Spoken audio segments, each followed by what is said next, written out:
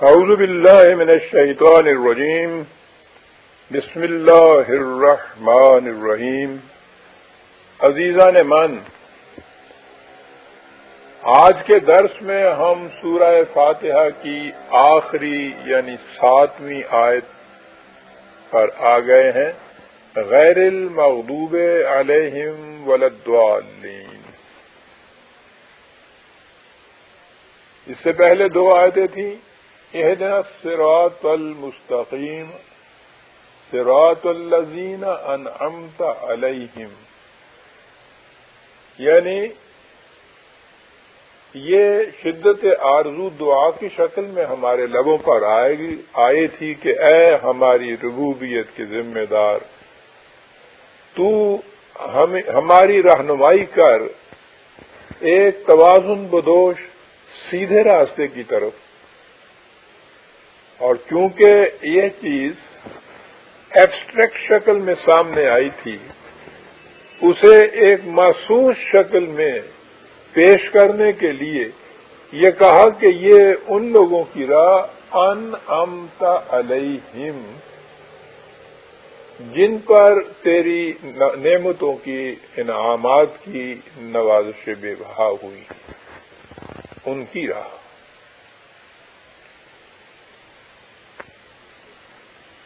اس کے ساتھ اگلا لفظ ہے غیر المغضوب علیہم ولا الضالین۔ ان آیتوں کا ترجمہ عام طور پر ہمارے ہاں یہ کیا جاتا ہے کہ دکھا ہم کو راہ سیدھی، راہ ان لوگوں کی جن پر تو نے اپنا انعام کیا، نہ ان کی جن پر تیرا غضب ہوا یا جو گمراہ ہوئے۔ نظر بظاہر اس ترجمہ میں کوئی بات قابل اعتراض نظر نہیں آتی، لیکن ذرا گہری نظر سے دیکھا جائے تو اس سے خدا کے متعلق بڑا غلط تصور سامنے آتا ہے۔ یعنی ہم خدا سے یہ کہتے ہیں کہ ہمیں ان لوگوں کی راہ دکھا جن پر تیرا انعام ہوا، یہاں تک تو بات صاف ہے، لیکن اس کے بعد ہم یہ اس سے کہتے ہیں کہ ان لوگوں کی راہ نہ ہمیں دکھا دینا کہ جن پر تیرا غضب ہوا اور جو گمراہ ہو گئے۔ یعنی معاذ اللہ ہم کہہ یہ رہے ہیں کہ خدا جہاں ان لوگوں کی راستے کی طرف رہنمائی کرتا ہے جو اس کے انعامات سے نوازے گئے ہیں، وہ ان کی طرف بھی رہنمائی کر دیا کرتا ہے جن پر ان کا غضب وارد ہوا، جو گمراہ ہوئے۔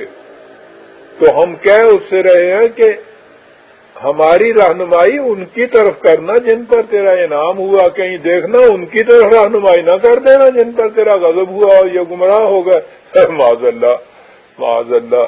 خدا کے متعلق آپ نے دیکھا کہ یہ تصور کس قدر غلط اور گمراہ کن ہے۔ خدا ان لوگوں کی طرف رہنمائی کرے گا جن پر اس کا غضب ہوا اور جو خود گمراہ ہوئے۔ لیکن اسی ترجمے پر کیا موقوف ہے؟ آگے چل کر اگر آپ نے میرے اور درس بھی سنے یا اور لٹریچر بھی پڑھا تو آپ کے سامنے اس قسم کی خوں چکان داستانیں بھی آئیں گی جن میں خدا کی ایک صفت المدلو بھی بیان کی گئی، گمراہ کرنے والا۔ استغفر اللہ۔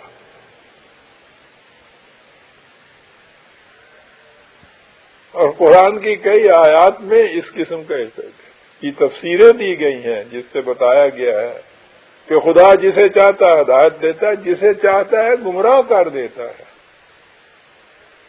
اس قسم کی آیات کی صحیح تفسیر تو آپ کو مفہوم القرآن میں صحیح مفہوم ملے گا، اور میری کتاب التقدیر میں اس قسم کی تمام آیات کا صحیح مفہوم بھی ملے گا۔ بہرحال میں اس وقت کہنا صرف اتنا چاہتا ہوں کہ یہ ترجمہ اگر کیا جائے کہ دکھا ہم کو ان لوگوں کی راہ جن پر تو نے انعام کیا، نہ کہ ان لوگوں کی جن پر تو نے اپنا غضب کیا اور وہ گمراہ ہوئے، تو اس سے خدا کے متعلق ایک بڑا غلط اور گمراہ کن تصور ذہن میں آتا ہے۔ لہذا ان دونوں آیتوں کا یہ ترجمہ صحیح نہیں ہے۔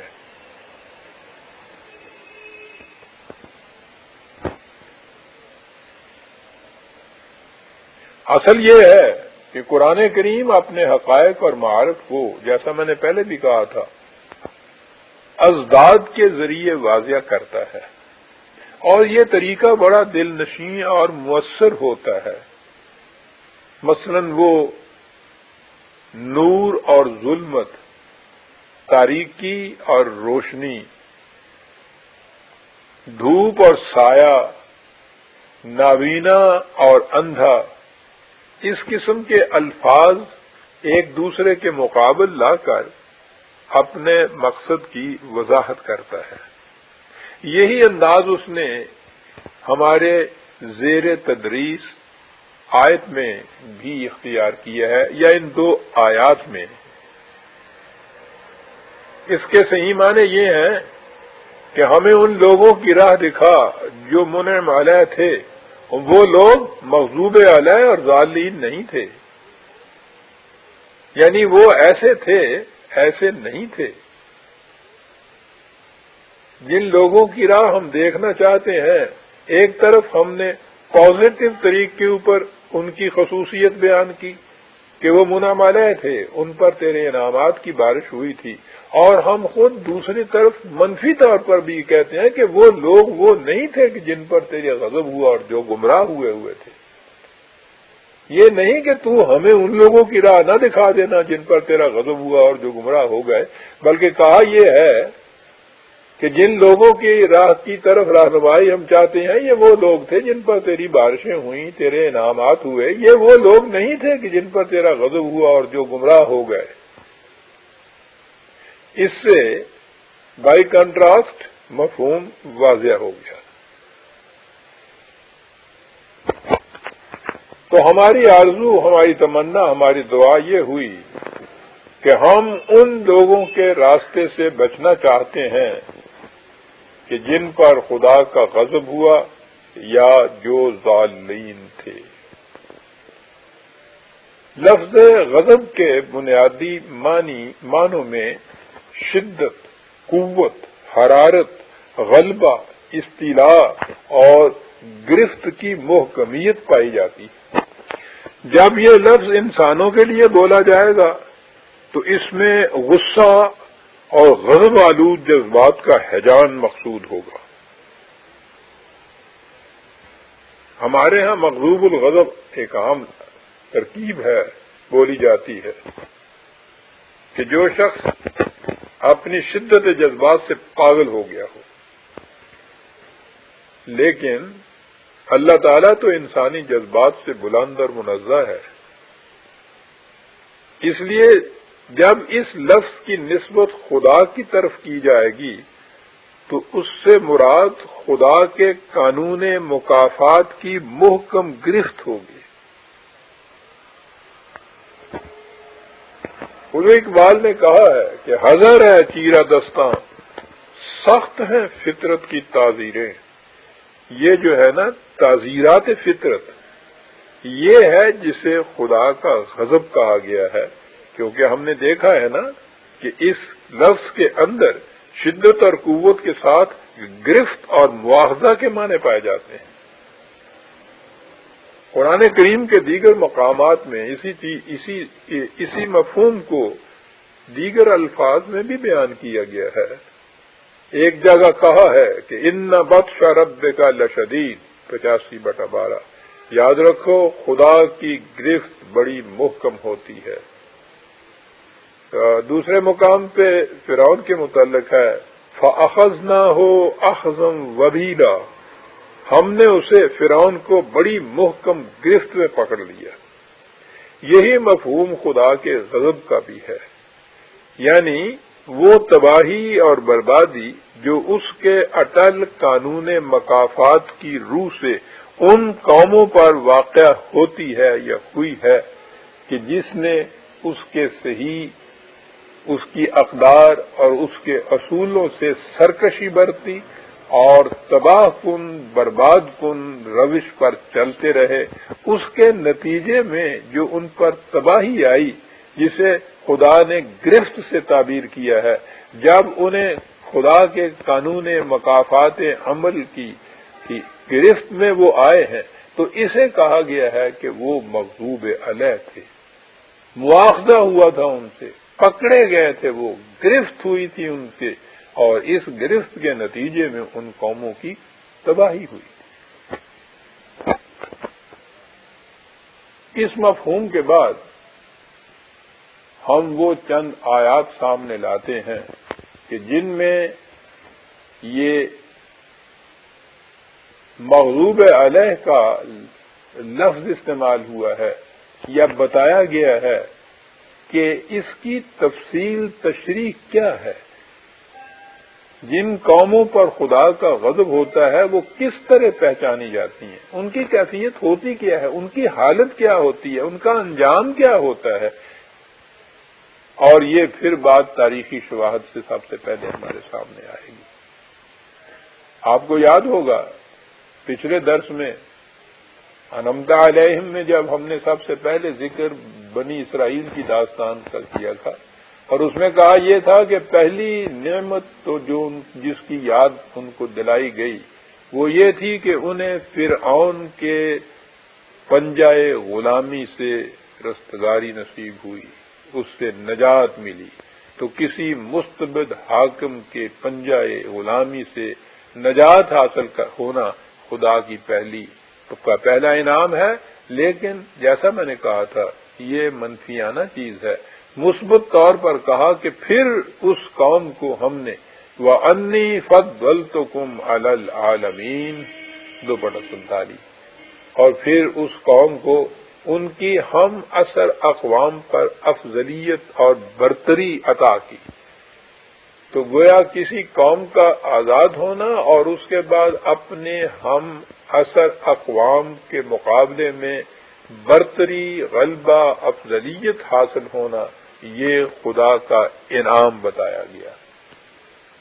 اور اس کے بعد اسی قوم بنی اسرائیل کے متعلق کہا کہ جب انہوں نے خدا کی بتائے ہوئے راستے کو چھوڑ کر خود ساختہ راستے اختیار کیے، اس کے قوانین و اقدار سے سرکشی برتی، تو اس کا نتیجہ کیا نکلا؟ وَضُرِبَتْ عَلَيْهُمُ الذِّلَّةُ وَالْمَسْكَنَةُ وَبَاءُوا بِغَضَبٍ مِّنَ اللَّهِ 2:61۔ ان پر ذلت و مسکنت کا عذاب نازل ہو گیا، اور یہ خدا کا غضب تھا۔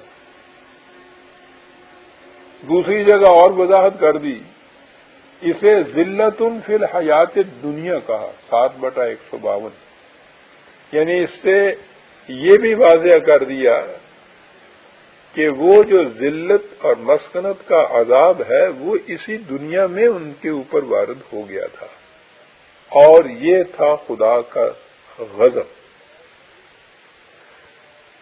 ذلت کا لفظ ہر قسم کی محتاجی، کمزوری، محکومی، بے کسی، بے بسی، بے چارگی، درماندگی اور پستی کے معنوں میں آتا ہے۔ وہاں انعام کے طور پر افضلیت بتائی گئی تھی، اور یہاں غضب کے لیے کہا کہ ان پر ذلت اور پستی کی مار ماری گئی۔ پہلا لفظ اس میں ذلت کا آیا ہے، ذلیل ہو گئی وہ قوم۔ دوسرا لفظ مسکنت ہے، اور یہ لفظ بڑے گہرے غور و تدبر کا محتاج ہے۔ زندگی حرکت اور حرارت کا نام ہے، یعنی شاہراہ حیات پر مسلسل رواں دواں چلتے رہنے کا نام ہے۔ اسی کو سعی پہم یا جد و جہد دوام کہا جاتا ہے۔ اقبال کے الفاظ میں حیات ذوق سفر کے سوا کچھ اور نہیں، چلتے چلے جانا، چلتے چلے جانا، اور اس طرح زندگی کی ارتقائی منازل طے کرتے ہوئے اپنے نصب و لین کی طرف بڑھتے چلے جانا۔ زندگی نام ہی حرکت کا ہے۔ جو قوم کسی مقام پر رک کر کھڑی ہو جائے وہ زندگی کی حرارتوں سے محروم ہو جاتی ہے۔ یہ ایک مقام پر رک کر کھڑی ہونے والی قوم در حقیقت اسی مقام پر کھڑی نہیں ہوتی، بلکہ غور سے دیکھا جائے تو وہ پیچھے ہٹ رہی ہوتی ہے، کیونکہ چلنے والی قومیں اس سے بہت آگے بڑھ جاتی ہیں۔ لہذا مسکنت کسی قوم کی ایسی حالت کا نام ہے جہاں وہ آگے بڑھنے سے رک جائے۔ آپ کو شاید معلوم ہوگا کہ قرآن کریم میں جہنم کے لیے لفظ جہیم بھی آیا ہے، اور جہیم کے معنی ہوتے ہیں راستے کی روک، جہاں کوئی آگے بڑھنے سے رک جائے۔ تو جہنم اس کیفیت کا نام ہے کہ جہاں کسی انسان کی ذات یا کوئی قوم آگے بڑھنے سے رک جائے، ایک مقام پر ٹھٹر کر رہ جائے۔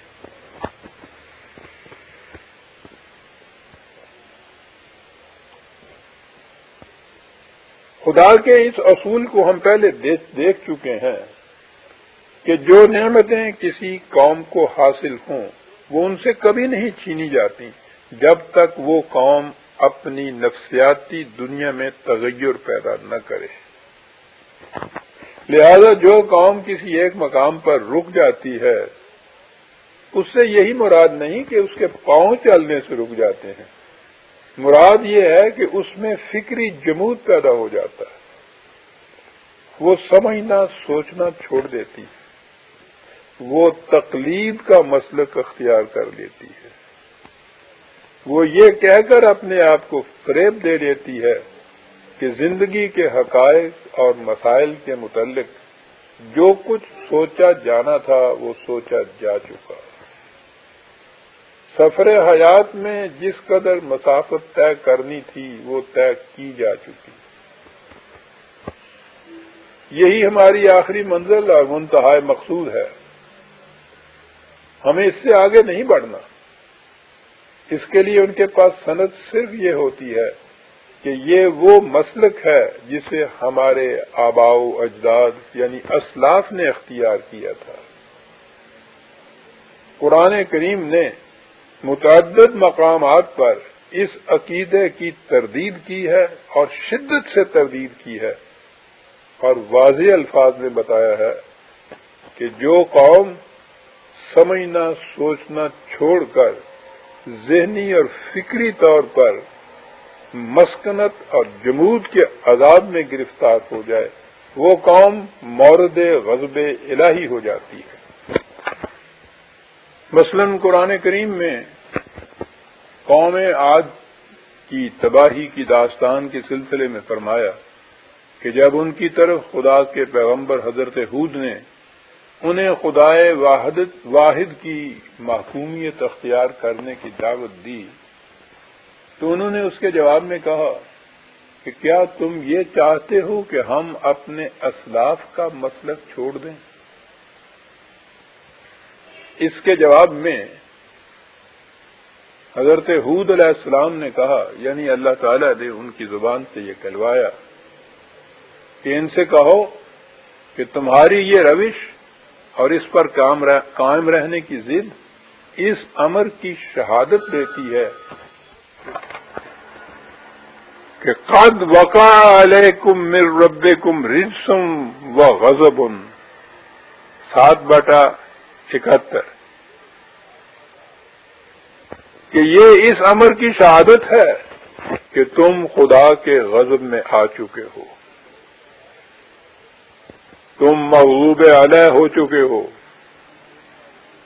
جو قوم آگے بڑھنے سے انکار کرے، جس کی نگاہیں صرف ماضی کی طرف رہیں، جو کسی ایک مقام کے اوپر جامد اور ساکن کھڑی ہو جائے اور اس کے جواز میں سند یہ پیش کرے کہ یہ ہمارے اسلاف کا راستہ ہے، ہم اس کو نہیں چھوڑنا چاہتے، تو قرآن نے کہا کہ ان سے کہہ دو کہ یہ اس امر کی شہادت ہے کہ تم پر خدا کا غضب نازل ہو چکا ہے، تم مغلوب علیہ قوم بن چکی ہو۔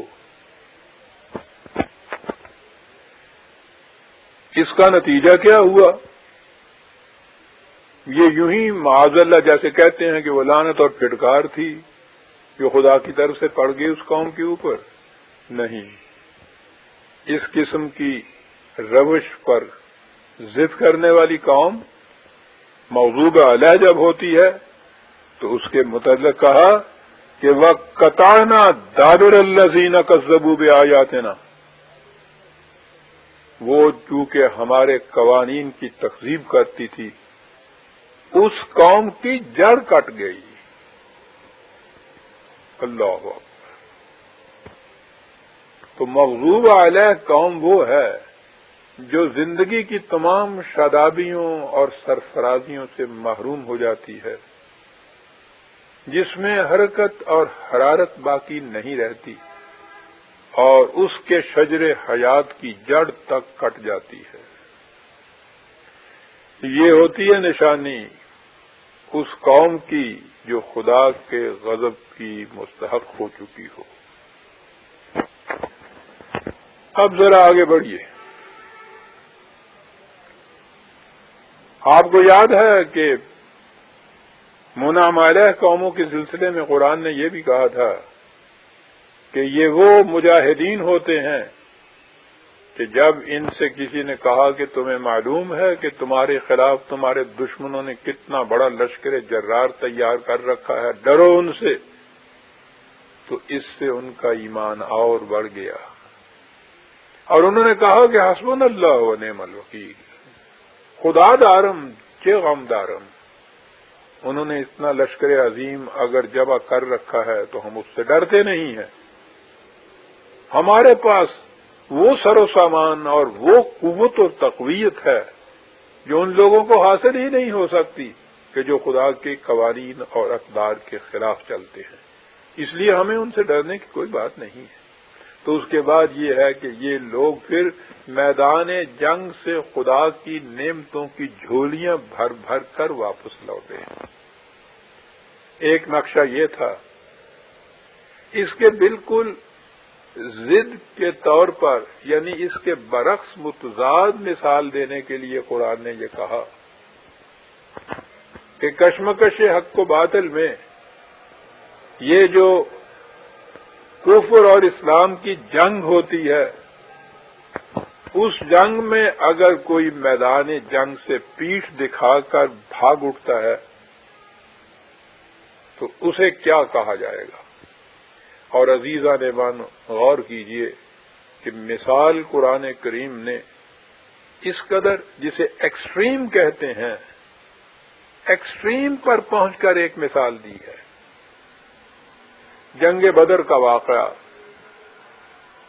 ہماری تاریخ میں نہیں، دنیا کی تاریخ کے اندر ایک نادر واقعہ ہے۔ حق و صداقت کی یہ علم بردار قوم مکے کو چھوڑ کے مدینے آ گئی، لیکن مخالفین نے ان کا پیچھا نہیں چھوڑا، وہ ایک لشکر جرار لے کر ان کے پیچھے آ گئے۔ یہی تھا وہ لشکر جرار کہ جس کے متعلق اس آیت میں کہا گیا تھا، لوگوں نے کہا تھا کہ ان سے ڈرو۔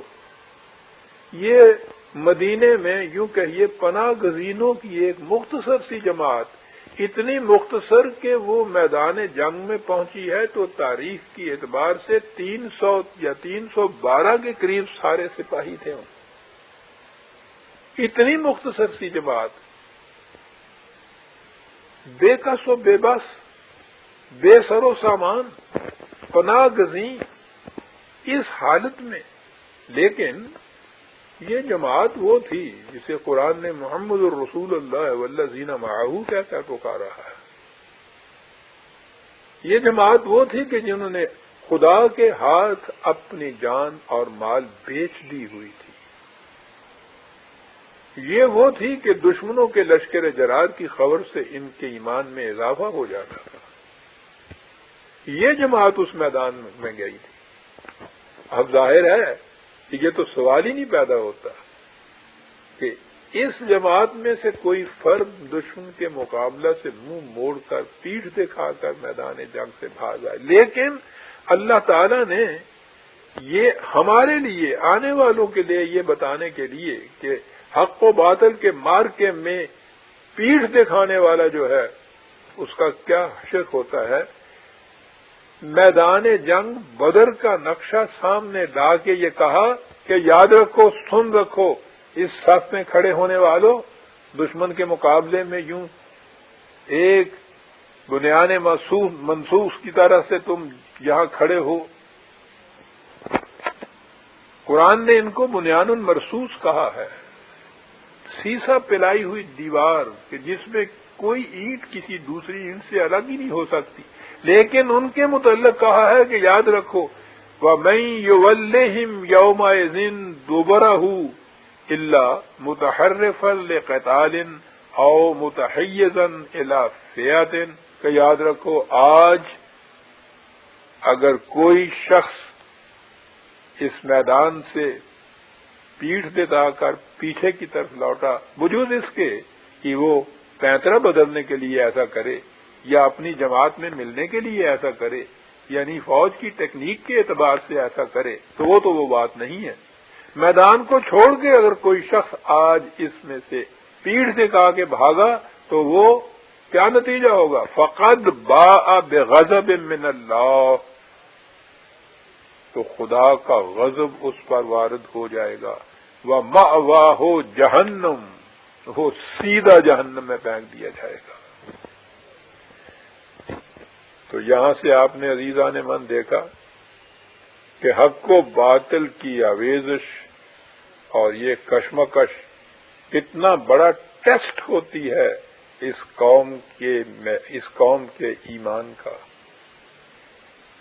مثال وہ دی کہ جہاں یہ اس کا وقوع ہی ناممکنات میں سے تھا، لیکن کہا یہ کہ عام مومنین اور تم تو ایک طرف رہے، صحابہ کی جماعت میدان جنگ، نبی اکرم صلی اللہ علیہ وسلم قائد، اس وقت یہ کہا کہ یاد رکھو آج اگر تم میں سے کوئی شخص بھی پیٹھ دکھا کر اس میدان سے بھاگا تو یاد رکھیو اللہ کا غضب اس کے اوپر وارد ہو جائے گا اور وہ سیدھا جہنم میں پھینک دیا جائے گا.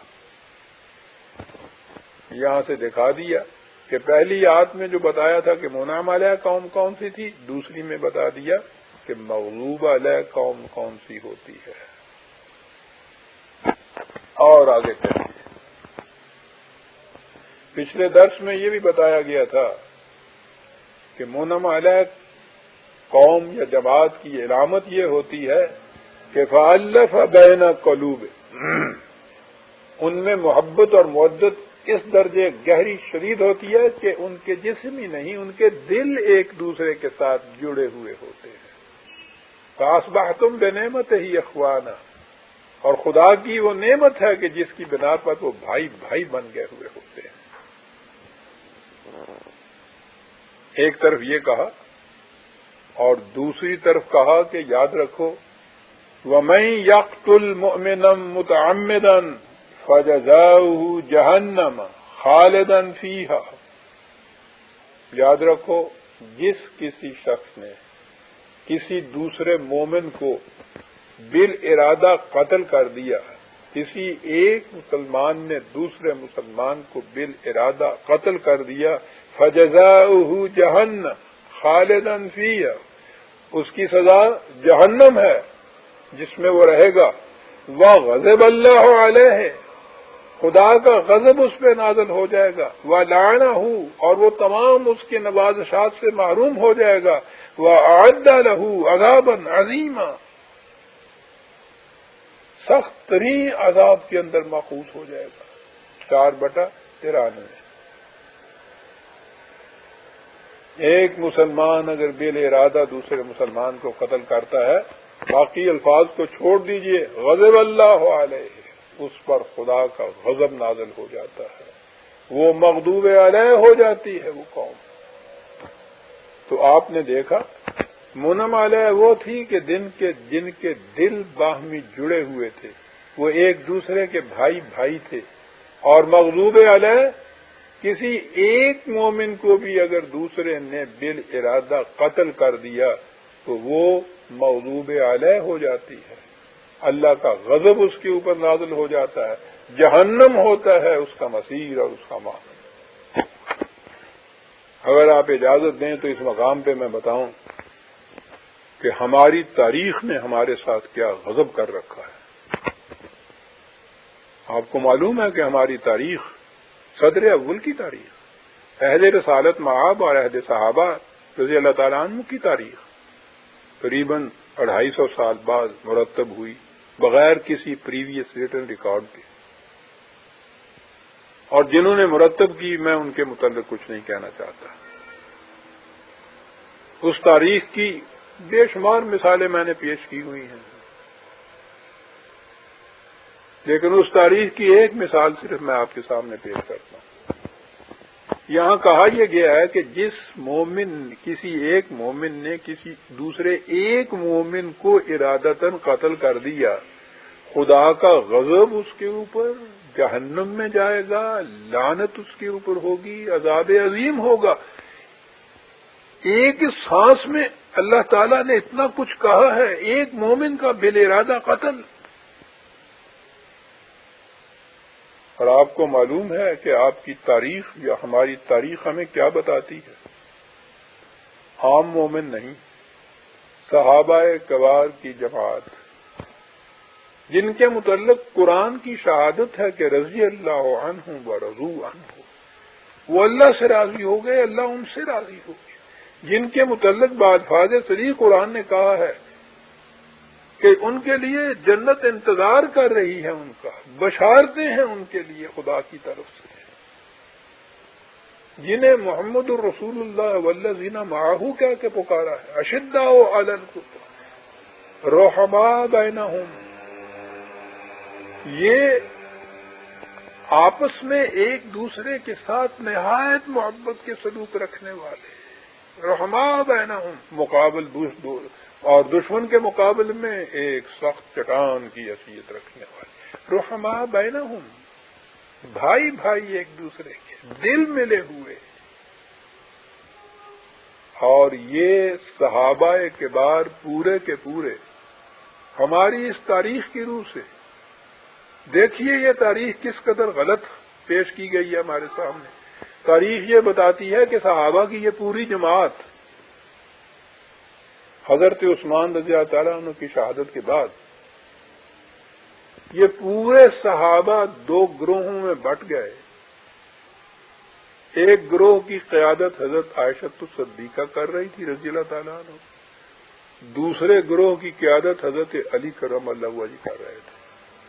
پورے صحابہ سارے ان دو گروہوں میں بٹے ہوئے تھے، دونوں میدان جنگ کے اندر تھے، اور دونوں گروہ آپس میں جنگ اور قتال کے اندر مصروف ہوئے۔ وہ کہتے ہیں 10,000 کے قریب صحابہ شہید ہوئے اس ایک جنگ کے اندر۔ استغفر اللہ۔ اور اس کے تھوڑے ہی عرصے کے بعد پھر جو اگلی جنگ صفین ہوئی، جس میں ایک طرف حضرت علی رضی اللہ تعالیٰ عنہ اور دوسری طرف حضرت معاویہ رضی اللہ تعالیٰ عنہ تھے، اس میں بھی سارے دونوں طرف صحابہ ہی تھے۔ اور ان کی کیفیت کیا تھی؟ اس میدان جنگ میں تاریخ بتا رہی ہے ہماری 70,000 شہید ہوئے، معاذ اللہ۔ سوچئے عزیزان من، یہ تاریخ جب ہم دنیا کے سامنے پیش کرتے ہیں تو ہم سے پوچھتے ہیں کہ یہی تھا وہ درخت طیب جو نبی صلی اللہ علیہ وسلم نے لگایا تھا، اور اس کے یہی تھے پھل؟ کہ قرآن ایک مومن کے بالارادہ قتل کے متعلق یہ کہتا ہے، اور یہاں کیفیت یہ ہے کہ یہ سارے مومنین ایک دوسرے کے مقابل میں کھڑے ہیں۔ ایک جنگ میں 10,000 ایک دوسرے کے ہاتھوں سے مارا جاتا ہے، دوسری جنگ میں 70,000 ایک دوسرے کے ہاتھوں سے قتل کیا جاتا ہے، اور سارا بالارادہ ہے۔ معاذ اللہ، معاذ اللہ۔ عزیزان من، یہ ہے وہ تاریخ کہ جس کی سب سچے ہونے سے میں انکار کرتا ہوں کہ یہ بہت بڑی سازش ہے جو ہمارے خلاف کی گئی ہے۔ بہرحال یہ تو ایک ضمنی نقطہ تھا۔ میں کہہ یہ رہا تھا کہ قرآن کریم نے کہا یہ ہے کہ اگر کوئی مومن دوسرے مومن کو بالارادہ قتل کر دے تو خدا کا غضب اس کے اوپر نازل ہو جاتا ہے۔ قرآن کریم کی ایک اور حقیقت بھی بڑی ہی جامع اور عبرت آموز ہے۔ قرآن ایک مکمل ضابطۂ حیات ہے، اور مکمل ضابطۂ حیات ہونے کے معنی یہ ہیں کہ اسے پورے کا پورا اختیار کیا جائے گا۔ یہ نہیں ہوگا کہ اس میں سے کچھ حصہ ہم اختیار کر لیں اور دوسرے حصے کو چھوڑ دیں، یا اس کی جگہ اپنے بنائے ہوئے قوانین یا دوسروں سے مانگے ہوئے قوانین وہ شامل کر لیں۔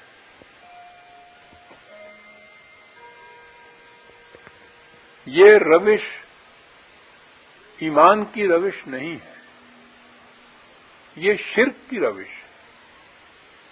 اسلام کو اختیار کرنا ہے تو کافۃً اختیار کرنا ہوگا، پورے کا پورا ضابطہ۔ کبھی آپ نے یہ سنا ہے کہ کسی مملکت میں رہتے ہوئے کوئی شخص اس کے کانسٹیٹیوشن کے ایک حصے کو تو مانے اور دوسرے حصے سے انکار کر دے؟ تو کیا آپ اسے اس مملکت کا وفادار شہری تسلیم کرنے کے لیے تیار ہوں گے؟ تو مملکت کا غدار کہلائے گا، باغی کہلائے گا۔ جرم اور چیز ہے، لغزش اور چیز ہے، خطا اور چیز ہے، لیکن کسی کانسٹیٹیوشن یا آئین سے، مملکت کے آئین کے کسی حصے سے، اس کی ایک شق سے بھی انکار کرنا کہ میں اسے نہیں مانتا، میں اس کی جگہ دوسری مملکت کا جو آئین ہے اس کی شق یہاں رکھنا چاہتا ہوں، یہ بغاوت۔ اسی کو قرآن شرک کہتا ہے۔ سورہ بقرہ میں یہودیوں کا جہاں قصہ آیا ہے وہاں قرآن نے یہ کہا ہے، بڑی بڑی عمدہ مثال ہے صاحب عزیزان مان، کہ ان کی کیفیت یہ ہے کہ پہلے تو یہ اپنے میں سے وہ کمزور اور غریب لوگ جو ذرا سا بے سہارا رہ جاتے ان کو یہ پہلے تو اپنے گھروں سے نکال دیتے، اور اس نکالنے کے بعد جب انہیں دوسری قوم کے افراد پکڑ کے لے جاتے ہیں اور غلام بناتے ہیں تو پھر یہ باہمی مل پر چندہ اکٹھا کرتے ہیں اور کہتے ہیں کہ چلیے ان کا کفارہ دے کر ان کو چھڑا کر لائیں، اور کہتے یہ ہیں کہ قیدیوں کو چھڑانا جو ہے یہ بڑا ثواب کا کام ہے۔ قرآن کہتا ہے کہ یہ قیدیوں کو چھڑانا جو ہے یہ تو ثواب کا کام ہے، اور وہ جو تم نے ان کو گھروں سے نکالا تھا اس کے متعلق کیا کی؟ خدا کا قانون تو یہ ہے کہ جو اپنے ہیں ان کو ان کے گھروں سے نکالو نہیں، اور اگلی چیز یہ ہے کہ اگر کوئی اتفاق سے، سوء اتفاق سے کسی دوسرے کی گرفت میں آ جائے تو اسے اس سے چھڑاؤ، دونوں چیزیں اکٹھی کرو نا۔ لیکن تمہاری کیفیت یہ ہے کہ جو پہلا حصہ ہے قانون کا اس سے تو اللہ رحم سرکشی برتتے ہو، ان کو گھروں سے نکالتے ہو، اور جہاں یہ لکھا ہے کہ قیدیوں کے چھڑانے سے ثواب ہوتا ہے بھاگ کے آگے جاتے ہو اس کے متعلق۔ کہا کہ افتؤمنون ببعض الکتاب وتکفرون ببعض، کیا تمہاری یہ کیفیت ہے کہ تم خدا کے ضابطۂ قانون کے ایک حصے کو تو مانتے ہو اور دوسرے حصے سے انکار کرتے ہو؟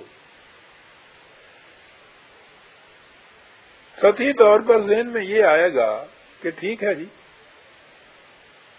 اس سے انکار کرنے سے جو سزا ہے وہ تو ملنی چاہیے، لیکن اس کا جو حصہ مانا ہے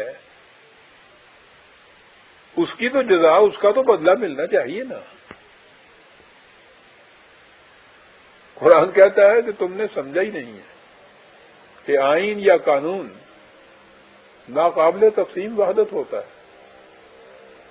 آپ کسی طبیب کے سے کوئی نسخہ لیجئے اور اس میں سے اس نسخے کے کچھ اجزاء تو وہ رکھیے جو اس طبیب نے لکھے ہیں، اور کچھ اجزاء دوسرے کسی اور کے ہاں سے، ایلوپیتھک ڈاکٹر کے ہاں سے، وید کے ہاں سے، ان کو لے کے شامل کر دیجیے، اور پھر یہ دونوں ملا کے اس نسخے کو پیجیے، اور پھر دیکھیے کہ آپ کا حشر کیا ہوتا ہے۔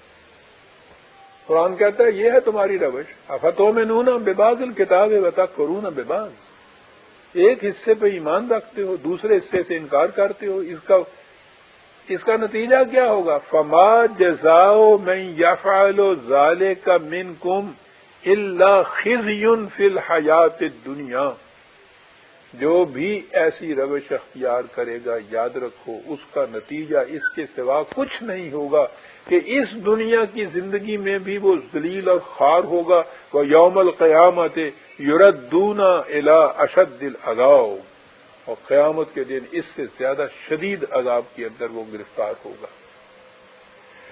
یہ ثنویت جو ہے، یہ ڈوئلزم جو ہے، قرآن کریم نے اسے شرک کہہ کر پکارا ہے، اور اسی لیے یہ اس نے کہا ہے کہ وَمَا يُؤْمِنُ أَكْثَرُهُم بِاللَّهِ إِلَّا وَهُم مُشْرِكُونَ، اکثر لوگوں کی کیفیت تم یہ دیکھو گے کہ وہ مومن کہلاتے ہوئے بھی مشرک کے مشرک ہی رہتے ہیں۔ قرآن کریم نے غضب کے لیے ایک اور لفظ بھی اپنے ہاں استعمال کیا ہے، وہ ہے سین خے توئے سخط اللہ۔ اس نے دوسرے مقام پہ کہا ہے کہ یہ لوگ کہ جو کچھ حصہ تو خدا کے اس قانون کا تسلیم کرتے ہیں، اور وہ لوگ کہ جو خدا کے اس قانون سے متنفر ہوتے ہیں، اس سے منکر ہوتے ہیں، ان سے یہ کہتے ہیں کہ سنطیعکم فی بعض الامر، کوئی بات نہیں، ہم اسے بھی مانتے رہتے ہیں اور بعض امور میں ہم تمہاری بھی اطاعت کر دیں گے۔ ان کے ساتھ اس قسم کا کمپرومائز کرتے ہیں وہ۔ اللہ تعالیٰ کہتا ہے کہ اس وقت تو تمہیں کیا بتائیں، اس وقت اگر تم بنگاہ تعمق دیکھ سکو، جب یہ وفات کا وقت ہو اور خدا کے مرسلین جو ہیں ان کو اس دنیا سے لے جا رہے ہوں، تو اس وقت جو ان کی کیفیت ہوگی وہ اس وجہ سے بِأَنَّهُمُ اتَّبَعُوا مَا أَسْخَطَ اللَّهَ وَكَرِهُوا رِضْوَانَهُ، کہ انہوں نے اتباع کیا ان کا کہ جس پر خدا کا غضب نازل ہوا تھا۔ تو یہاں سے یہ نظر آیا کہ خود اس قسم کا جرم کرنا تو ایک طرف رہا، جو خدا کی مغضوب علیہ قوم ہو اس کے ساتھ اس قسم کا کمپرومائز کرنا بھی اس قوم کو خدا کا مغضوب علیہ بنا دیتا ہے۔ اب آئیے اس میدان کی طرف جو ویسے ہی پوری تاریخ انسانیت میں خاص اہمیت رکھتا ہے، اور ہمارے اس دور میں تو اس نے بہت ہی اہمیت اختیار کر رکھی ہے، اکنامک کا، معاشیات کا دور جو ہے۔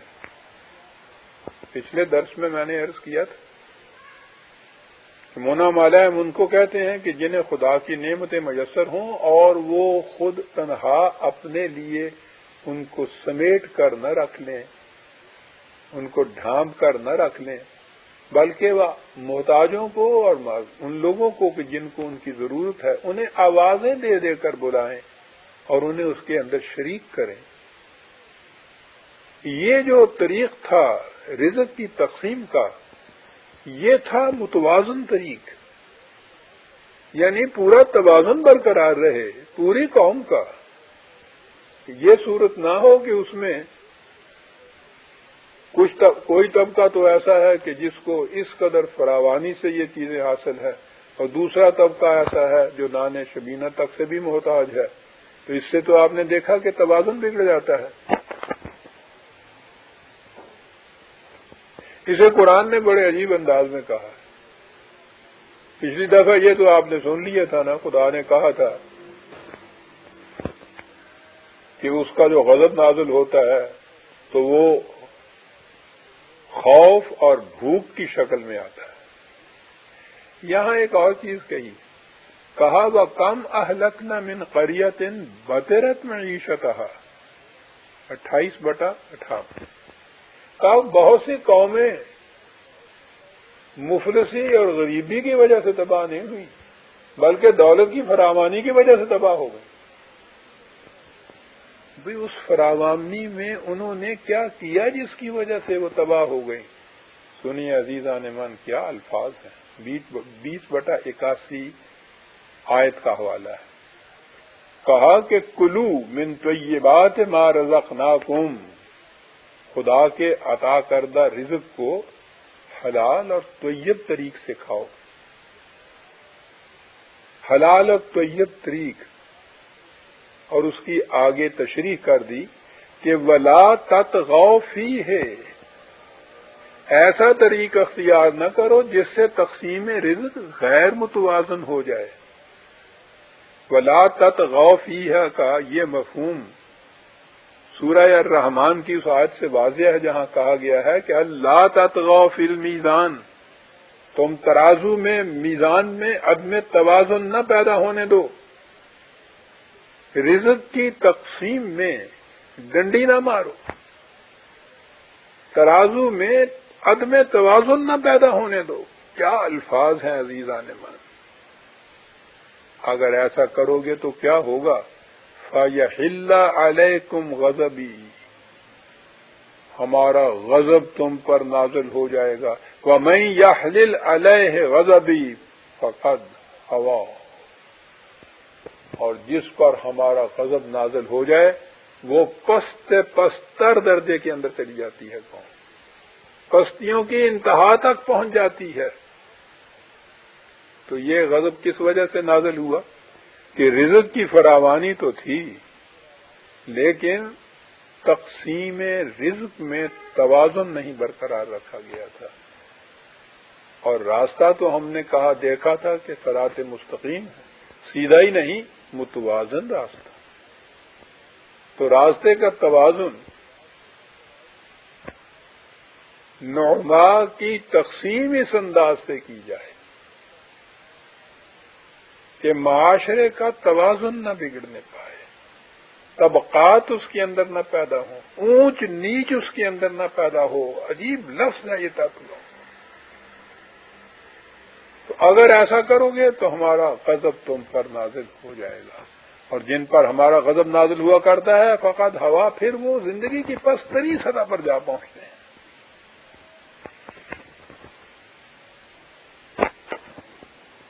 اب آگے بڑھیے. اتنا ہی نہیں کہ قرآن کریم نے کہا ہے کہ یاد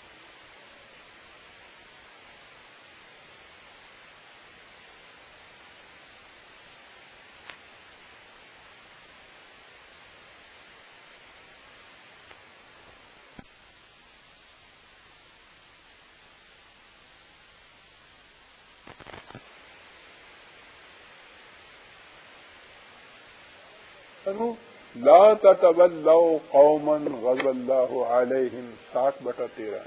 اے جماعت مومنین، تم ان لوگوں کو اپنا دوست مت بناؤ جو غضب خداوندی کے مورد ہیں. ان تصریحات سے واضح ہے کہ جب ایک عبد مومن اپنی اس آرزو کا اظہار کرتا ہے کہ میں کہیں ان لوگوں کے راستے پر گامزن نہ ہو جاؤں جو مغضوب علیہ ہیں، تو اس سے اس کا مقصود کیا ہوتا ہے اور قرآن کریم کا اس باب میں منشا کیا ہے. اتنا ٹکڑا واضح ہو گیا. لیکن دو قسم کے لوگ تھے جن کے متعلق کہا گیا تھا کہ ہم ان کی روش کے اوپر نہیں چلنا چاہتے. ایسا نہ ہو کہ ہم اپنی غلطی سے، صحف سے، التباس سے، ابہام سے کہیں ان کے راستے کے اوپر گامزن ہو جائیں. ایک تو تھے غیر المغضوب علیہم اور دوسرے تھے ولدالین. قرآن کریم جس طرح منعم علیہ کے مقابلے میں مغضوب علیہ لایا ہے، اسی طرح اس نے ہدایت کے مقابلے میں ضلالت کا لفظ استعمال کیا ہے۔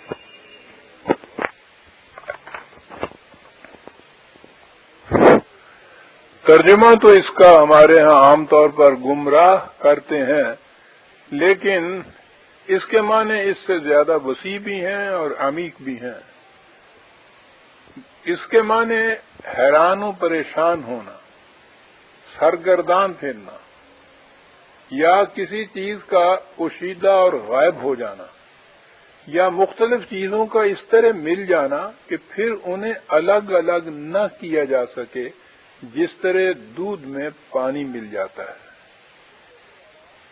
کیونکہ صحرا میں راستہ کھو دینے والا اپنی تمام تگ و تاز کے باوجود منزل تک نہیں پہنچ سکتا، اس لیے محنت اور کوشش کے ناکام رہ جانے اور رائے گاں چلے جانے کے لیے بھی یہ لفظ استعمال ہوتا ہے۔ جیسے دولہ سعیہم قرآن میں آیا ہے کہ ان کی تمام کوششیں رائے گاں چلی گئیں۔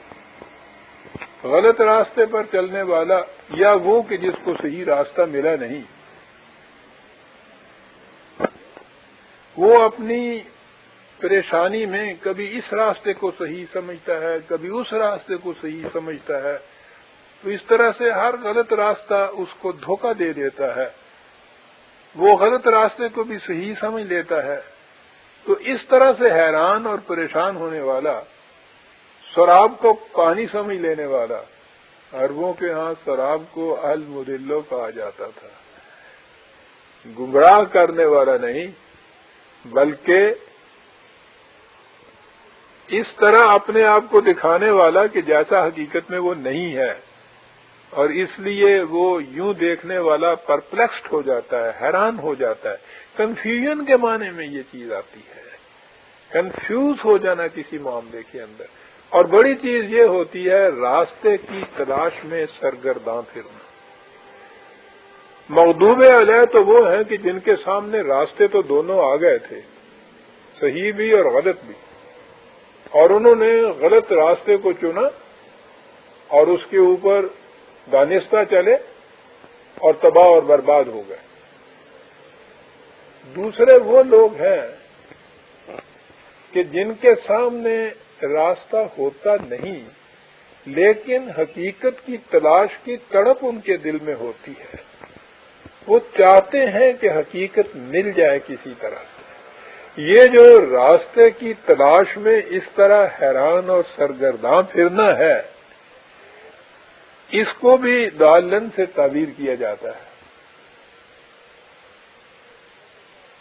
نبی اکرم صلی اللہ علیہ وسلم کے متعلق قرآن کریم میں ہے وَوَجَدَكَ ضَالًّا فَهَدَىٰ 93/7۔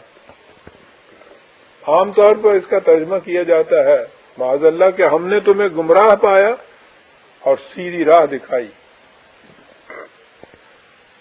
اس میں شبہ نہیں کہ نبی نبوت ملنے سے پیشتر اسی معاشرے کا ایک فرد ہوتا ہے، لیکن اس میں ایک خصوصیت ہوتی ہے، از خود خدا کی طرف سے ابھی وہی نہیں ملی ہوتی اس کو، وہ اس معاشرے میں ہوتا ہوا بھی ان میں کا نہیں ہوتا، وہ مطمئن نہیں ہوتا ان باتوں سے جو اس معاشرے کے اندر عام ہو رہی ہوتی ہے، ان سے تو وہ مطمئن نہیں ہوتا، لیکن اطمینان دینے والی جو چیز ہے وہ اسے نظر نہیں آتی، وہ اسے ملتی نہیں ہے۔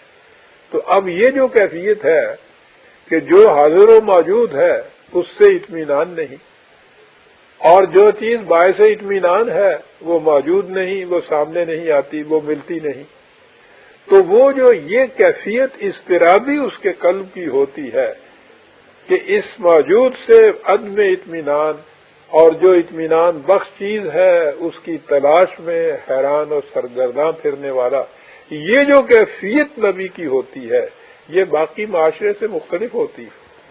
باقی معاشرہ مطمئن ہوتا ہے ان غلط راستوں کے اوپر جن پہ وہ چل رہا ہوتا ہے، وہ انہیں صحیح سمجھ کے چل رہا ہوتا ہے، یہ انہیں تو یہ غلط سمجھتا ہے، لیکن صحیح کون سا ہے اس کا اسے علم نہیں ہوتا، یہ علم اسے وحی کے ذریعے ملتا ہے۔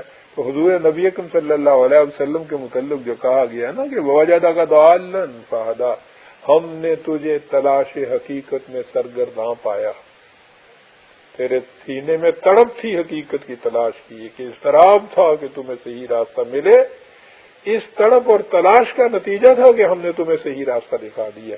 تو عزیزان من، صحیح راستہ تک پہنچنے کے لیے پہلی شرط بھی یہ ہے کہ جو غلط چیزیں معاشرے میں موجود ہیں ان سے عدم اطمینان، جب عدم اطمینان ان سے ہوگا تو پھر آپ کو صحیح راستے کی تلاش، آپ کے دل میں تڑپ پیدا ہوگی صحیح راستے کے تلاش کی، اور وہاں آپ کو ہدایت ملے گی۔ اور اگر آپ مطمئن ہیں اس کے اوپر جو ہو رہا ہے تو اس کے بعد سوال ہی نہیں کہ آپ اس کو چھوڑ کر کسی دوسرے راستے کے اوپر چلے۔ تقلید میں ہوتا یہی ہے کہ جو کچھ معاشرے میں ہو رہا ہوتا ہے یا جو اسلاف سے چلا آ رہا ہوتا ہے وہ اس پہ مطمئن ہوتے ہیں، اس پہ وہ غور و فکر کرتے ہی نہیں۔ غور و فکر وہ کرتا ہے جو اس سے اطمینان، جس کا ان سے اطمینان نہ ہو۔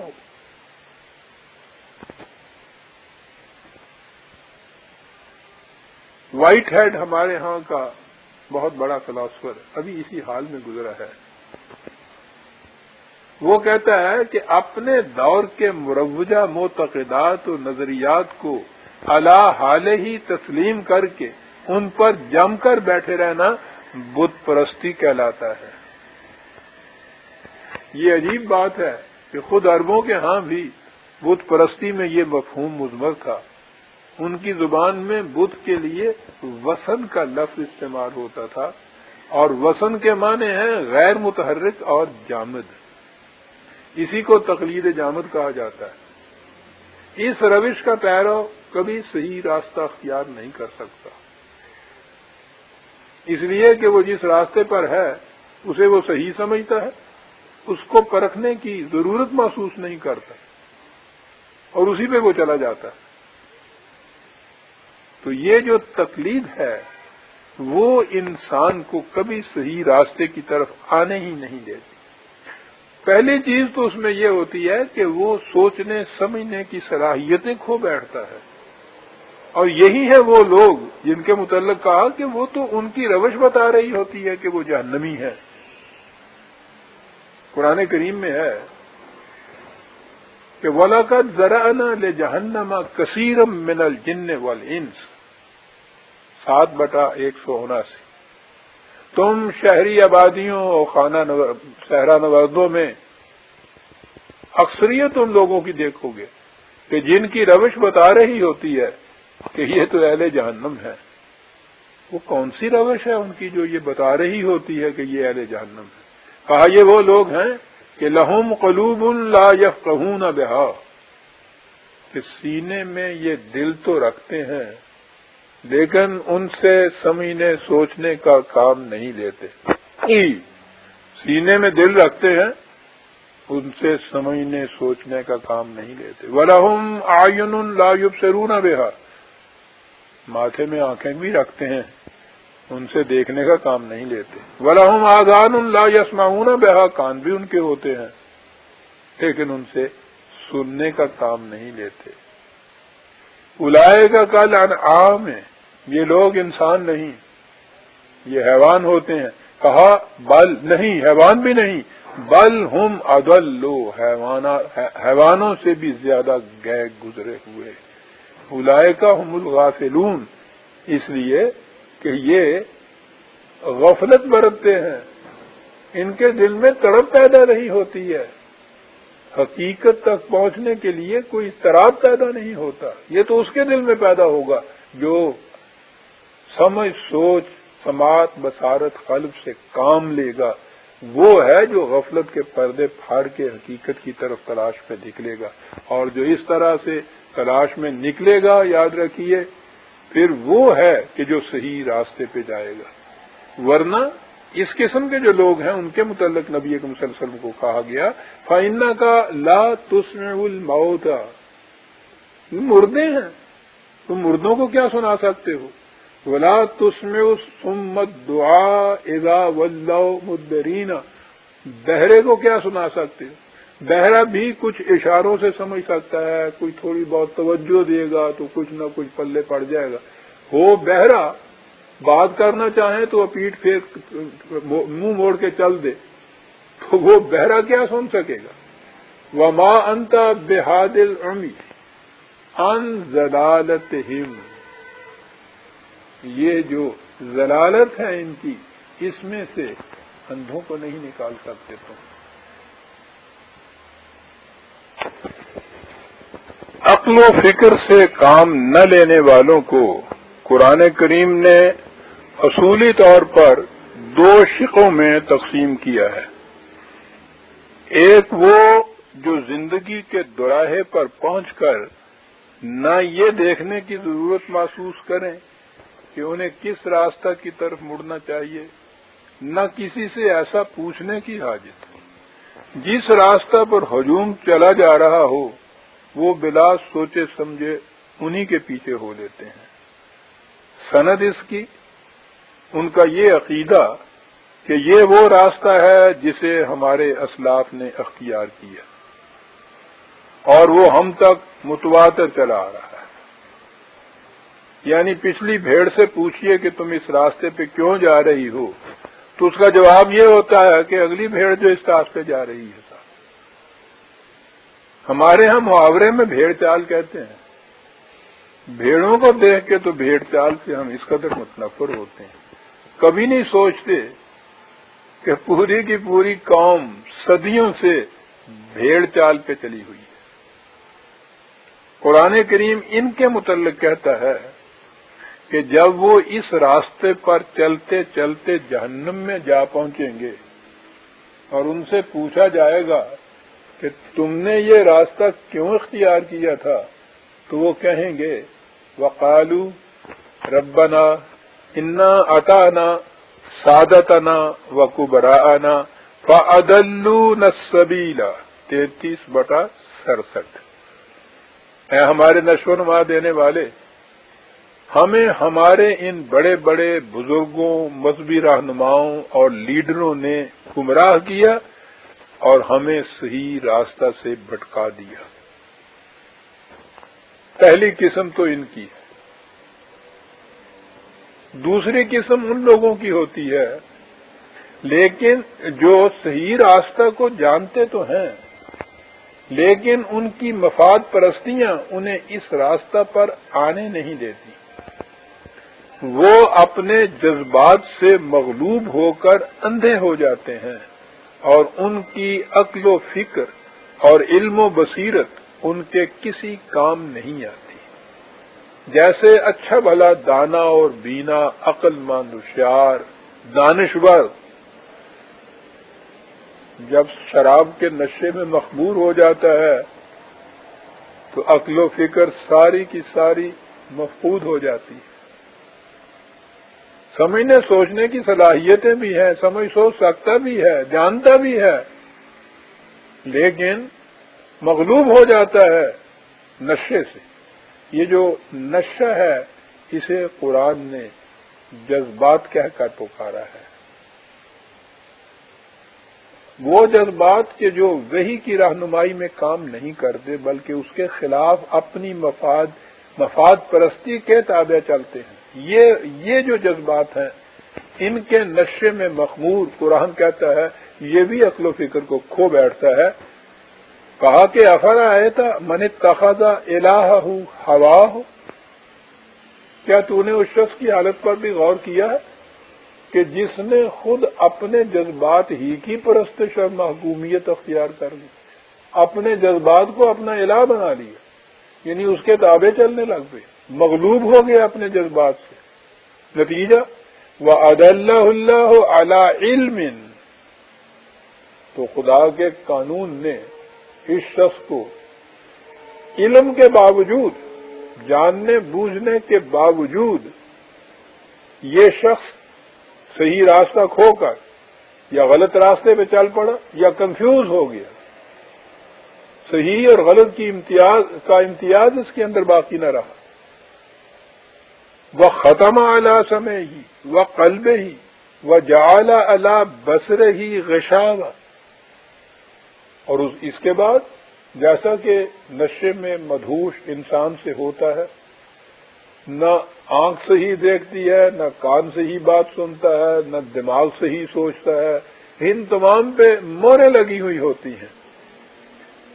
فَمَن يَهْدِيهِ مِن بَعْدِ اللَّهِ، کہا کہ جو اس طرح سے عقل و فکر کو کھو بیٹھے، کہیے کہ خدا کے قانون کے اللہ رغم وہ کون ہے جو انہیں صحیح راستہ دکھا سکے گا. افلا تذکرون، کیا تم لوگ سوچتے نہیں ہو اس بات کو کہ ضلالت کا یہ پہلو کتنا خطرناک ہوتا ہے.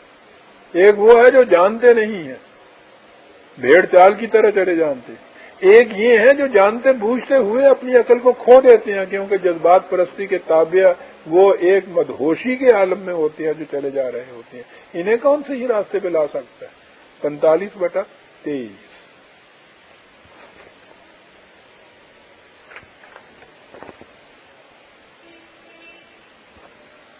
میں پھر دوہرا دوں، پہلے بھی یہ بات آ چکی ہے، انسانی جذبات ایسے نہیں ہیں کہ جو قابل نفرت ہیں اور قرآن نے ان کی بڑی مذمت کی ہے، قطعاً نہیں. جذبات تو بڑی قوت ہے انسان کے اندر، قوت عمل تو ہیں ہی جذبات، یہی تو محرک ہوتے ہیں انسان کے لیے. جذبات جو خدا کے اقدار سے سرکش ہو کر سیلاب کی شکل اختیار کر لیں اور انسان کی عقل و فکر پر غالب آ جائیں، یہ وہ جذبے ہیں. ورنہ دوسرے جو جذبے ہیں ان کے متعلق تو قرآن نے کہا وَمَنْ أَضَلُّ مِمَّنِ اتَّبَعَ هَوَاهُ بِغَيْرِ هُدًى مِّنَ اللَّهِ 28/50. یہ لوگ کہ جو علم و عقل رکھنے کے باوجود صحیح راستے کی صحیح اور غلط کی تمیز اٹھ جاتی ہے ان کے اندر، کنفیوز ہوئے پھرتے ہیں. یہ وہ لوگ ہیں جو وحی کی روشنی کے بغیر اپنے جذبات سے کام لیتے ہیں. تو دیکھا اب قرآن کریم نے کس طرح دونوں میں تمیز کر کے رکھ دی. اب آگے چلیے. ہمارے زمانے میں گمراہی کی ایک اور شکل بھی ہے جو اس وقت ساری دنیا میں عام ہو رہی ہے اور اسے عصر حاضر کا بہت بڑا کارنامہ سمجھا جاتا ہے. یہ وہ روش ہے جسے ڈیموکریسی یا جمہوریت کہہ کر پکارا جاتا ہے اور جس کی بنیاد اس نظریے پر ہے کہ جو بات 51% کہہ دیں وہ صحیح ہوتی ہے. آپ سوچئے کہ یہ معیار کیا ہے؟ یعنی اگر اس پارٹی کے 2 ووٹ کم ہو گئے، 49 میں یہ رہ گئی، تو یہ کتنی ہی صحیح بات کیوں نہ کہے یہ غلط. اور اگر کسی طرح انہوں نے 2 ووٹ اپنے ساتھ میں لا لیے تو وہ کتنی ہی غلط بات کیوں نہ کہے وہ صحیح ہے. قرآن کریم کہتا ہے کہ یہ تو صحیح اور غلط کا کوئی معیار نہیں ہے، یہ تو گمراہی کی بدترین شکل ہے. 51 کے فیصلے کو قانون صحیح قرار دیتا ہے، قوم صحیح قرار دیتی ہے. دنیا یہ کہتی ہے کیا ڈیموکریٹکلی فیصلہ ہو رہا ہے، سب جمہوریت کے نظام کے تابع یہ فیصلہ ہو رہا ہے، کوئی اس کو چیلنج نہیں کرتا، کوئی اس کو برا نہیں سمجھتا. خاص سوچئے تو صحیح، جو 51 کا فیصلہ لے کے اس راستے پہ چلے محض اس سند کے ساتھ کہ 51 نے اس کے حق میں ووٹ دی ہے، اس قسم کے گمراہ کو راستہ کھو دینے والے کو صحیح راستے پہ کون لائے گا؟ کہا وَإِن تُطِعْ أَكْثَرَ مَن فِي الْأَرْضِ يُضِلُّوكَ عَن سَبِيلِ اللَّهِ إِن يَتَّبِعُونَ إِلَّا الظَّنَّ وَإِنْ هُمْ إِلَّا يَخْرُصُونَ 117. اگر تو انسانوں کی اکثریت کا اتباع کرے گا تو وہ تجھے خدا کی طرف لے جانے والے راستے سے گمراہ کر دے گی. یہ لوگ ظن و تخمین کا اتباع کرتے ہیں اور قیاسات پر چلتے رہتے ہیں. حق کا کوئی خارجی معیار ان کے پاس نہیں ہوتا. ان کے برعکس ان ربک ہوا عالم من یضل عن سبیلہ وہو عالم بالمہتدین 6/118. غلط اور صحیح، حق اور باطل کا معیار صرف خدا کی رہنمائی ہے. یہی وہ رہنمائی ہے جس کے متعلق نوع انسان سے کہا گیا تھا کہ فمن اتبع ہدای فلا یضل ولا یشقی 20/123. جو میری رہنمائی کا اتباع کرے گا تو نہ وہ صحیح راستہ سے بھٹکے گا اور نہ ہی جگر پاش مشقتوں میں مبتلا ہو کر سعادتوں سے محروم رہ جائے گا. میں نے عزیزان من شروع میں بتایا تھا کہ یہ دو ضلالت کا مادہ ہے. اس کے ایک معنی یہ بھی ہوتے ہیں کہ دو چیزوں کا اس طرح آپس میں مل جانا کہ انہیں الگ الگ کرنا ممکن نہ رہے. جس طرح دودھ میں پانی مل جاتا ہے تو وہ نظر دودھ ہی آتا ہے، پانی اس کے اندر گم ہو جاتا ہے، اور اس کے بعد آپ دودھ اور پانی کو الگ نہیں کر سکتے، اسے دودھ ہی کہا جاتا ہے.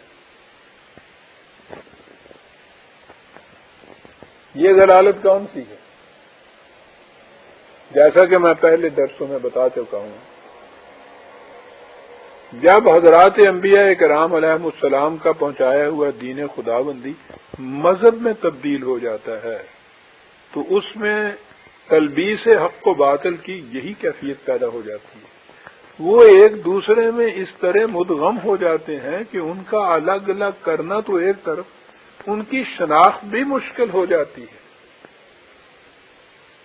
پھر جس طرح ایک فریب کار گوالا پانی ملے ہوئے دودھ کو خالص دودھ کہہ کر بیچتا ہے، مذہبی کاروبار کرنے والے مذہب کی خود ساختہ متاع کاسد کو دین کا زر خالص بتا کر بیچتے اور اس کی بڑی بڑی قیمتیں وصول کرتے ہیں. یہی ہیں جن کے متعلق کہا گیا کہ وَمِنَ النَّاسِ مَن يَشْتَرِي لَهْوَ الْحَدِيثِ لِيُضِلَّ عَن سَبِيلِ اللَّهِ بِغَيْرِ عِلْمٍ وَيَتَّخِذَهَا هُزُوًا أُولَٰئِكَ لَهُمْ عَذَابٌ مُّهِينٌ 31/6. یہ لوگ اپنے وضع کردہ افسانوں اور خواب آور داستانوں سے لوگوں کو مبتلا فریب رکھتے ہیں تاکہ انہیں خدا کے راستے سے گمراہ کیے رکھیں. یہ ہوتے تو ہیں جاہل، لیکن اپنے آپ کو بہت بڑے عالم کہہ کر لوگوں کے مقتدا بن جاتے ہیں، اور یہ سب کچھ روٹی کی خاطر کرتے ہیں. میں یشتری بیچتے ہیں اس جس خود ساختہ مذہب کو وہ دین کا نقاب اڑا کر پیش کرتے ہیں وہ بڑا مذہب کا انگیز ہوتا ہے. نتیجہ یہ کہ دنیا اس حقیقی دین ہی کو جس کی طرف یہ سے معاف رکھیے گا، نتیجہ اس کا یہ ہوتا ہے کہ ان کے پیش کردہ مذہب کو چونکہ دنیا دین خداوندی سمجھتی ہے اور وہ بڑا مذہب کا انگیز ہوتا ہے، تو دنیا حقیقی دین ہی کے متعلق یہ روش اور یہ ایٹیچیوڈ اختیار کر لیتی. کہا کہ جو قوم دین کے ساتھ اس قسم کا کھیل کھیل لے وہ بڑے ہی ذلت امیز عذاب میں مبتلا ہو جاتی ہے. آپ اقوام عالم پر چھچلتی ہوئی نگاہ ڈالیے، آپ دیکھیں گے کہ جس قدر کوئی قوم مذہب میں ڈوبی ہوئی ہوگی اسی قدر جاہل اور پسماندہ ہوگی. یہی خدا کا عذاب ہے. مذہب توہم پرستیوں کا مجموعہ ہوتا ہے اور توہم پرستی کا لازمی نتیجہ نسبت اور سبو حالی ہوتا ہے. یہ ضلالت کی پست ترین اور بدترین شکل ہوتی ہے۔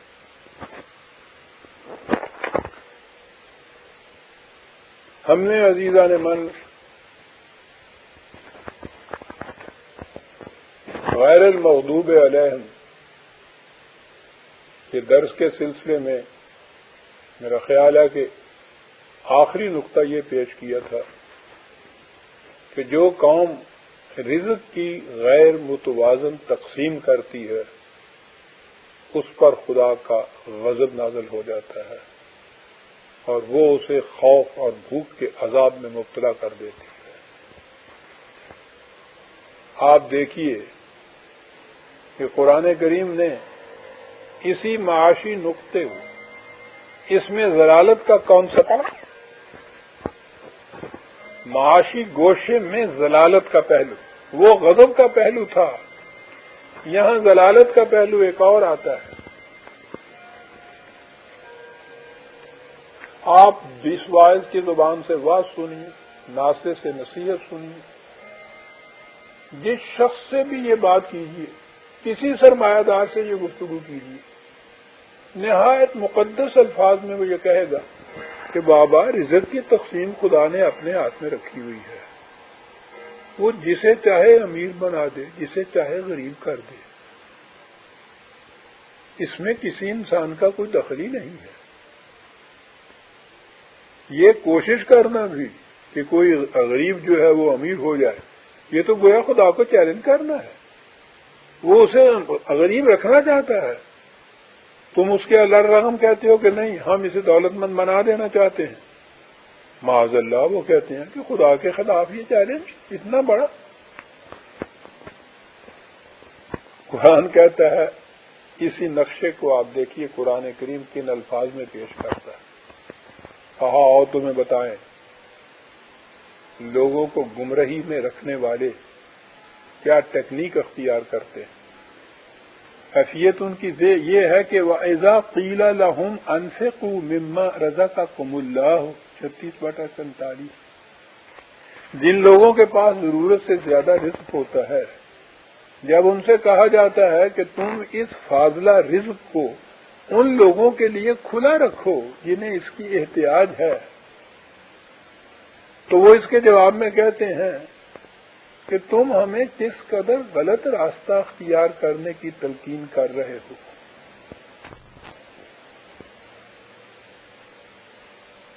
قال الذین کفروا للذین آمنوا ان نطعم من لو یشاء اللہ اطعمہ، تو یہ لوگ اس قسم کی نصیحت کرنے والوں کو، اس قسم کا مطالبہ یا تقاضا کرنے والوں سے کہتے ہیں کہ تم کیا کہہ رہے ہو؟ کیا تم چاہتے ہو کہ ہم ان کی روٹی کا انتظام کریں کہ جنہیں خدا بھوکا رکھنا چاہتا ہے؟ انہیں امیر بنانے کی کوشش کریں جنہیں خدا غریب رکھنا چاہتا ہے؟ تو ہمیں خدا سے بھڑانا چاہتے ہو، اس کے خلاف آمادہ جنگ کرنا چاہتے ہو؟ خدا کی طرف سے ان کے اس اعتراض کا جواب یہ ملتا ہے کہ ان انتم الا فی ضلال مبین، ان سے کہو کہ تم کس قدر کھلی ہوئی گمراہی اور فریب دہی میں مبتلا ہو۔ خدا کسی کو براہ راست رزق نہیں دیا کرتا، رزق کی تقسیم اسلامی نظام کے ہاتھوں سے ہوتی ہے، اور وہ نظام جس میں اس قسم کی طبقاتی تفریق نہیں رہتی، خدا کی رہنمائی کے مطابق متشکل ہوتا ہے۔ یہ منعم علیہ لوگوں کی راہ ہے، اور یہ جو تم کہتے ہو اپنی مفاد پرستی، اپنی سرمایہ داری کا تحفظ کرتے ہو اور اس کو خدا کی مرضی کے مقدس نقاب میں چھپاتے ہو۔ آپ نے دیکھا کہ کس طرح سے یہ وہ دودھ اور پانی ایک دوسرے کے ساتھ مل گیا۔ نظر بظاہر یہ دلیل بڑی ہی قوی اور بڑی ہی مقدس نظر آتی ہے کہ بابا خدا کی مشیت یہ ہے، اس کی مرضی یہ ہے کہ یہ لوگ اس حالت میں رہیں۔ خدا انہیں اس حالت میں نہ رکھنا چاہتا تو دنیا کی کون سی طاقت تھی جو انہیں مجبور کر کے اس حالت پہ رکھ سکتی تھی؟ خدا کے حکم کے بغیر تو پتہ نہیں ہل سکتا۔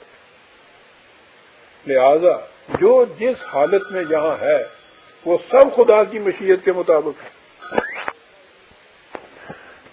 آپ نے دیکھا عزیزان من، یہ دودھ میں ملا ہوا پانی جو ہے یہ کس قسم کی ضلالت ہے۔ بہرحال ان تصریحات سے واضح ہے کہ قرآن کریم نے جب جماعت مومنین کو یہ دعا سکھائی تھی کہ ہم ان لوگوں کے راستے پر نہ چلیں جو ضالین ہیں، تو اس سے کیا مقصود تھا؟ اسی بنا پر اس نے تاکید کی کہ وَلَا تَتَّبِعُوا أَهْوَاءَ قَوْمٍ قَدْ ضَلُّوا مِنْ قَبْلُ وَأَضَلُّوا كَثِيرًا وَضَلُّوا عَنْ سَوَاءِ السَّبِيلِ 5/77۔ تم ان لوگوں کے جذبات کا اتباع مت کرو جو اس سے پہلے خود بھی گمراہ ہو گئے اور انہوں نے دوسروں کو بھی گمراہ کیا، اور اس طرح یہ تابع اور متبوع آگے چلنے والے ان کے پیچھے جانے والے دونوں خدا کی طرف لے جانے والے سیدھے اور متوازن راستہ سے بھٹک گئے۔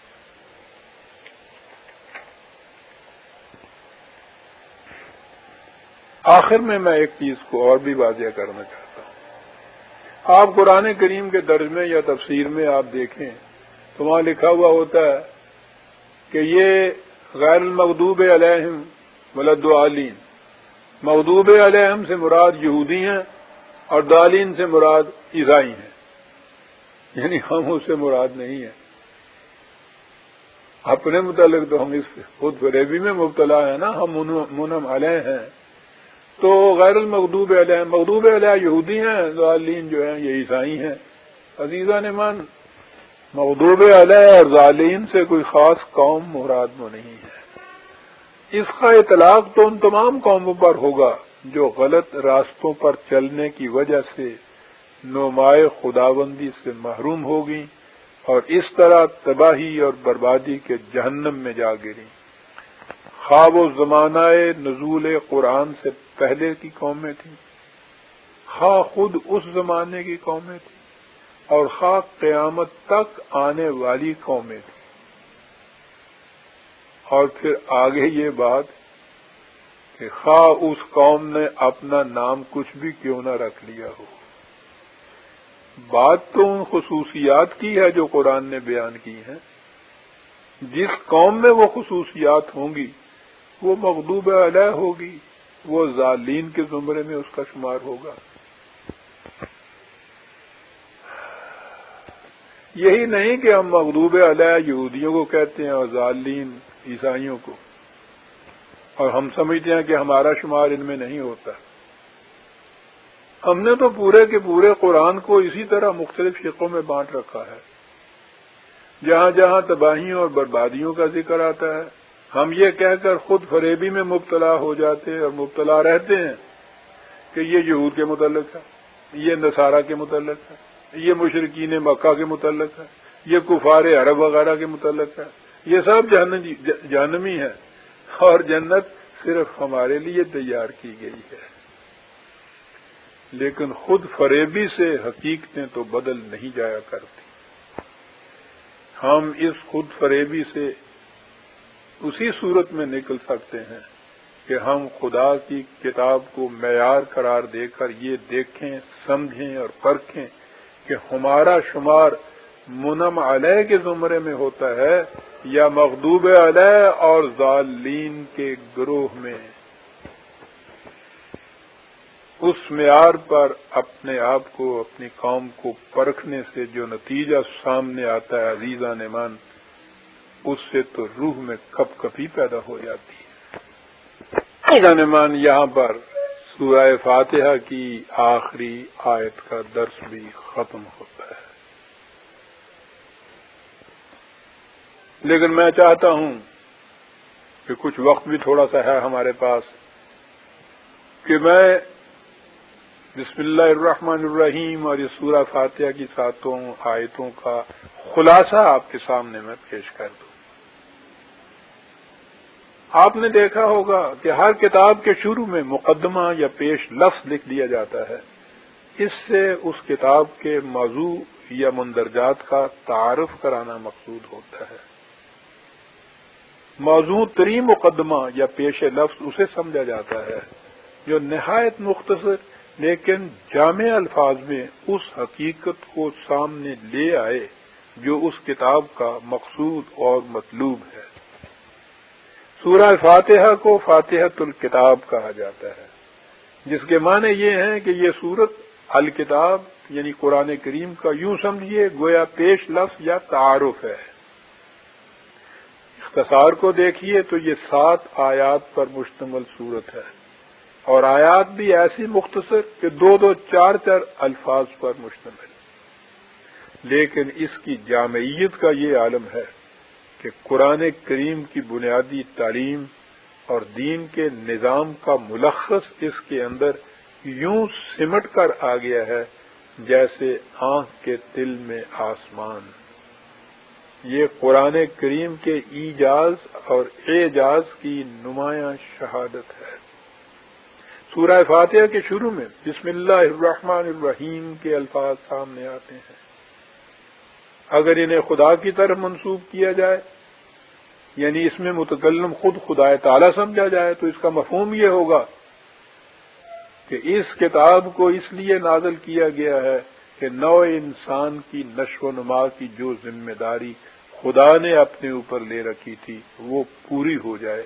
یہ نشو و نما وحی کی رہنمائی کے بغیر ممکن نہ تھی، اور اگر اسے انسانوں کی طرف منسوب کیا جائے یعنی یہ سمجھا جائے کہ اللہ تعالیٰ نے انسانوں کو یہ تعلیم دی ہے اور کہا ہے کہ تم ایسا کرو، تو اس کے معنی یہ ہوں گے کہ ہر عبد مومن اس کا اعتراف اور اعلان کرتا ہے کہ میں جس پروگرام کو ہاتھ میں لے رہا ہوں اس سے مقصد یہ ہے کہ خدا کی صفت رحمانیت اور رحیمیت کی نمود عام ہو جائے۔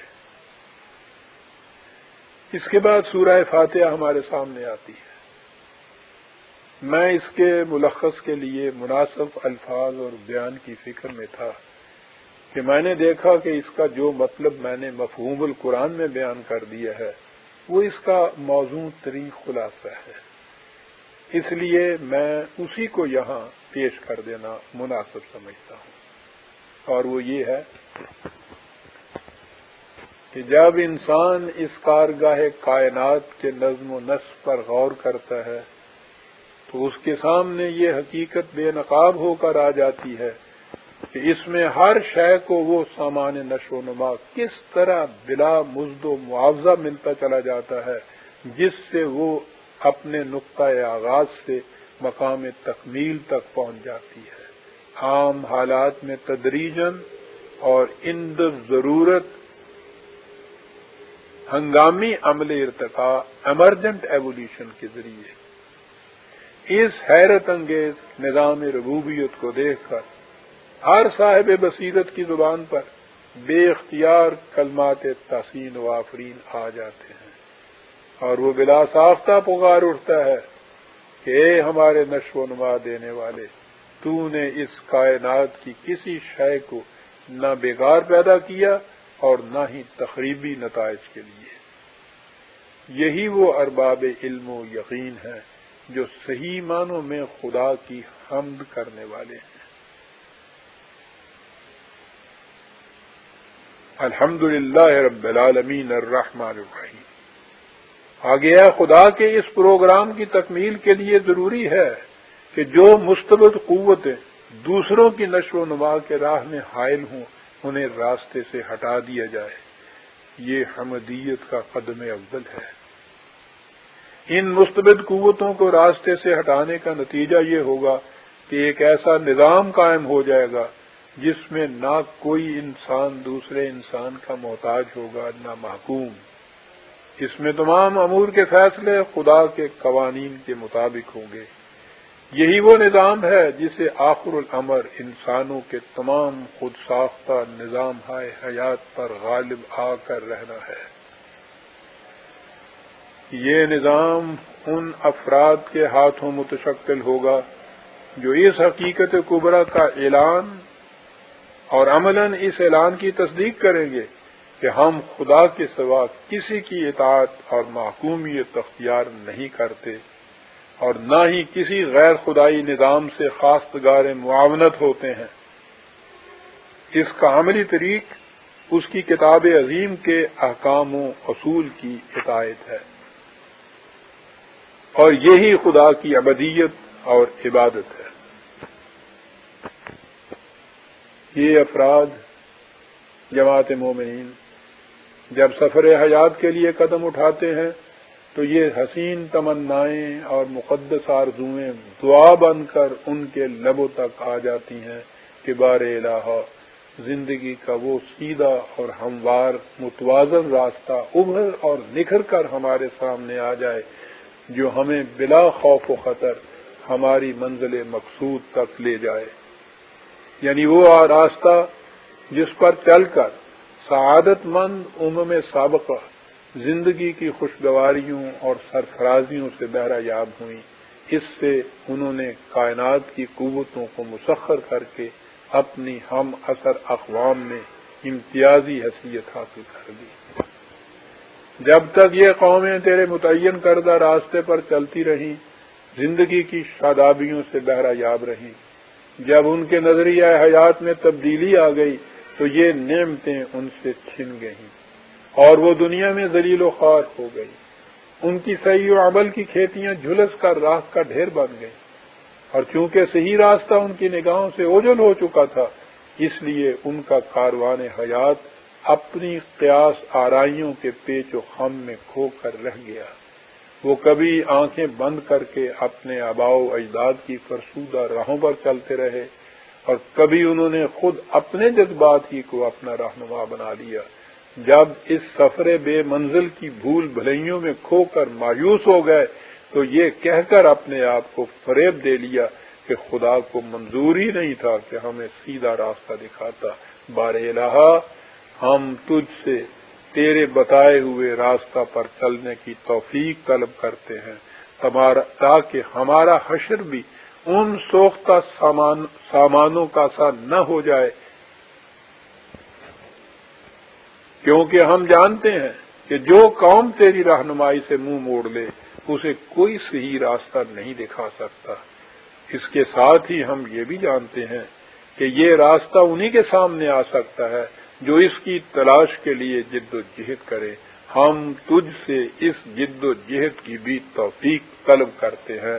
ربنا تقبل منا انک انت السمیع العلیم۔ یہ برادر عظیم مفہوم القرآن میں دیے ہوئے سورہ فاتحہ کا خلاصہ تھا جو میں نے آپ کے سامنے پیش کیا۔ اللہ کا شکر ہے کہ آج 28 اکتوبر 1979 کو 28 اکتوبر 1979 کو میں سورہ فاتحہ کے ان پہلا درس تعارف کا تھا، 8 درسوں سے بحمدہ تعالی آج فارغ ہوا ہوں، اور ان کو محفوظ کر کے ٹیپس کے اندر میں نے دے دیا ہے تاکہ آپ سامعین کے لیے بھی یہ افادے کا موجب ہو، اور اس کے بعد آنے والی نسلیں بھی اس محفوظ سرمایہ سے استفادہ کر سکیں۔ اللہ تعالی میری اس سعی کو مشکور فرمائے اور آپ کی قرآن کے ساتھ وابستگی کے جذبے میں برکت عطا فرمائے۔ والسلام علیکم برادران عزیز۔